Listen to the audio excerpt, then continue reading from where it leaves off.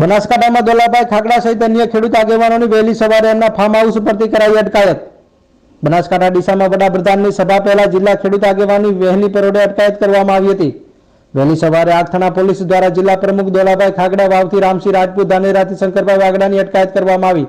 ખેડૂતોના પડતર પ્રશ્નો, જેમાં ખેડૂતોને પોષણક્ષમના ભાવ માટે C2+50ની સ્વામીનાથ રિપોર્ટ અનુસાર ટેકાના ભાવ મળી રહે અને ખેડૂતોને સંપૂર્ણ કર્જમાંથી મુક્તિ માટેની મુખ્ય માંગણીને લઈને ઘણા સમયથી લડત લડી રહ્યા છે। વધુમાં દોલાભાઈ ખાગડાએ જણાવ્યું હતું કે સરકાર ખેડૂતોથી ડરી રહી છે અને ખેડૂતોને આગેવાનોને પોલીસને આગળ કરી નજરકેદ કરીને કાર્યક્રમ કરવા પડે છે। કેન્દ્ર સરકાર દ્વારા ઉદ્યોગપતિના લાખો કરોડો રૂપિયા માફ થતા હોય તો એ જ નિયમથી ખેડૂતોને પણ કર્જમાંથી મુક્ત કરવા જોઈએ। ખેડૂતોનો એક જ અવાજ, ખેત પેદાશોના પૂરતા ભાવ અને કર્જમાંથી સંપૂર્ણ ઋણ મુક્તિ।